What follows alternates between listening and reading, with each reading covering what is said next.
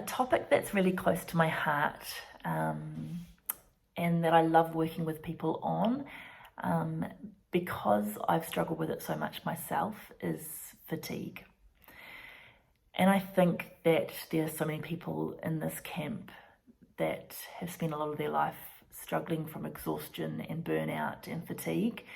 It's become really an epidemic.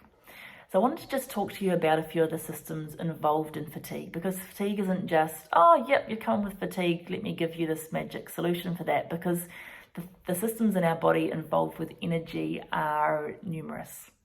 There's so much that has to work well for us to have good energy. And not having energy, having fatigue, is just a symptom. It's not a condition. You know, having chronic fatigue, that doesn't tell you what's wrong. That tells you that you have a symptom that's been going on chronically or for a long time. So it's about being able to find out what for you might be the problem. So I'm going to go through a few of the things that we see a lot, and let this see if it helps you to pinpoint something that you might be able to go get testing for, or come in to see us to get tested for, to see where you may lie on the spectrum. And it might be more than one of these areas, so it doesn't just have to be one.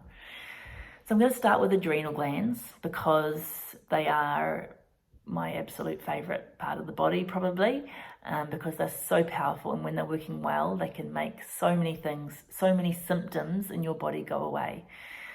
So the adrenal glands are involved in energy by the hormones that they secrete, which you'll probably be familiar with. So that's your adrenalins, your noradrenalins, your cortisols. Also produces your dopamine, which makes you feel good, makes you feel happy. So those are the energy-giving hormones. So things that deplete our adrenal glands are being under constant stress. Stresses which might be mental stresses, or they may be emotional stresses, grieving, loss, those sorts of things. They may be dietary stresses, what you're putting into your body that you know you should not be. They might be toxic stresses. They may be illnesses that you've gone through that have stressed your body out. So all of these things take a little bit from your adrenal glands, and it's about resting and recuperating and giving your body the necessary things it needs to be able to repair, which we don't often stop to do between these stresses. So the adrenal glands over time can deplete your energy. Next, your nervous system. So when we're talking about fatigue, there's a real neurological fatigue that that a lot of people present with, and that's that just bone deep, drop dead exhaustion that you just can't even lift your head off a pillow. It's hard to even lift your arms up. That's neurological fatigue. And that's when there's been toxins in your body that really affect how your nerves can fire information back and forth from your brain. So these are often viruses, they're often heavy metals, they're often biotoxins, secreted by things in our environment like molds.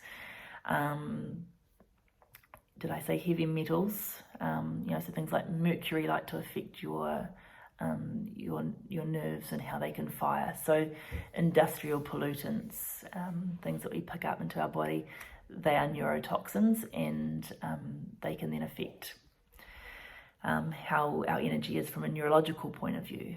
So the way that we know it's neurological fatigue is that we know we've been potentially exposed to some of these sorts of toxins, and that we have that just drop dead, deep bone aching fatigue called neurological fatigue. Then we've got the mitochondria that's important to understand. So your mitochondria are these little tiny machines that are inside every one of your cells. Often there's more than one. There's lots of them in your muscle cells, and the more you bulk up your muscles, the more of these mitochondria you have, which is why often when you get into your gym bunny sessions, more and more and more, and the fitter you get, the more energy often you've got, in your bucket. So your mitochondria are the little machines that spit out your energy currency, which is called ATP, adenylyl triphosphate. So in spitting this out, it then converts to energy for whatever the process that is needed. So in your bowel, spitting out ATP might mean that you digest better. in your liver spitting out ATP means that this energy allows you to detoxify better. But overall, you've got more energy for the systems to do what they need to do. So your mitochondria need to be healthy. So again, very similar to your nervous system, things that like to get inside the cells and affect these little machines are things like viruses, are things like your heavy metals, are things like your industrial pollutants that have managed to find a way to get through the outside of our cell membranes and get inside there and change how our machinery works.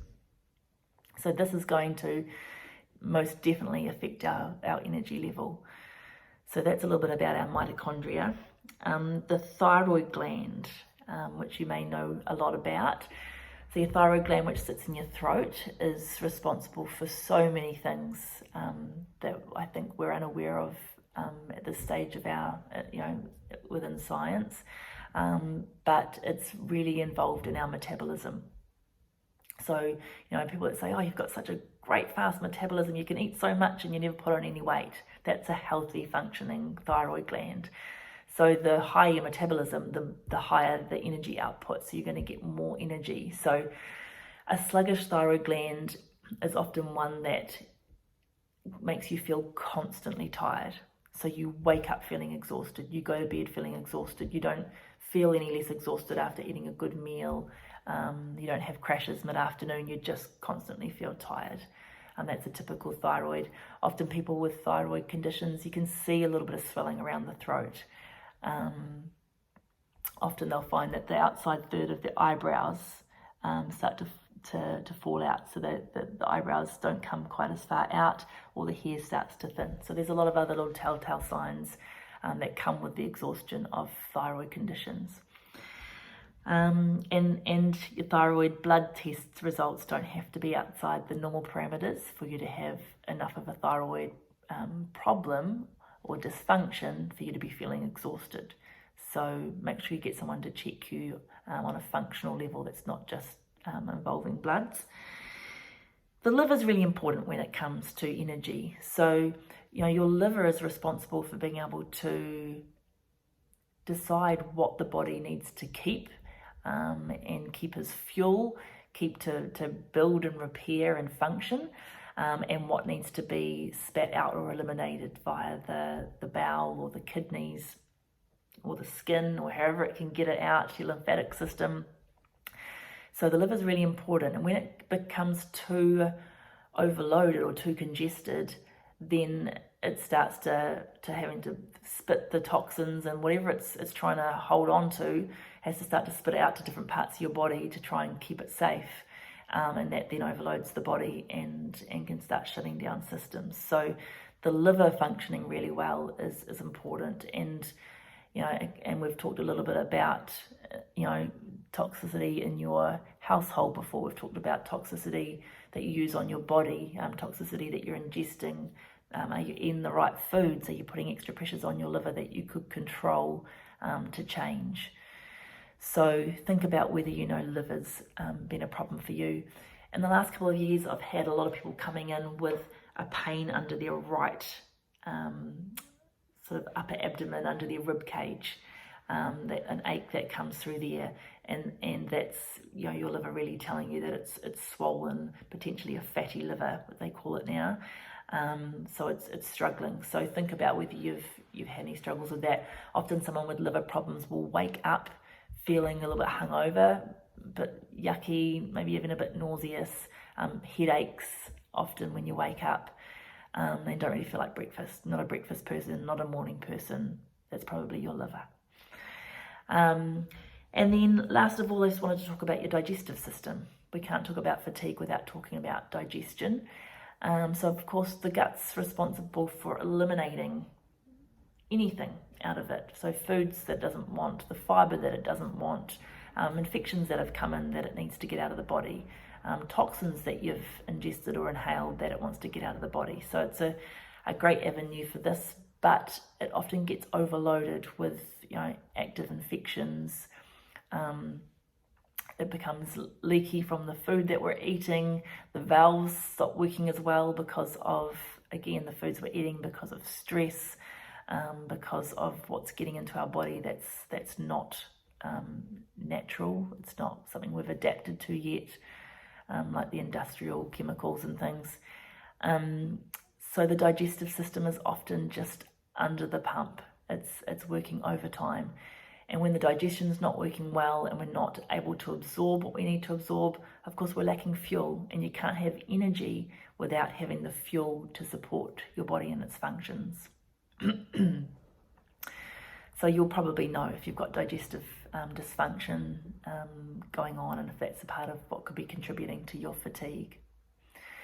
So that's not everything that's going to cause fatigue. I could make an hour video out of this, but hopefully that's enough things for you to look at to start really investigating where your fatigue might be coming from. We look at fatigue a lot at the healing room because we work on a really holistic level. We look at your structure, we look a lot at the nervous system, we look a lot at your hormonal systems and all of your biochemistry and how this is or isn't working. We look at your emotions and your stress and the traumas that your body's holding as to how that can then deplete your energy. And we look at you from a spirit point of view, like how are you as far as your life purpose? How are you feeling you are on track? How much do you love yourself? How much do you love your life? Why are you here? Those sorts of things. So that's how we look at you at the healing room when it comes to fatigue. So it's multifaceted. So if you need any further help, please let us know. Otherwise, we look forward to seeing you again soon.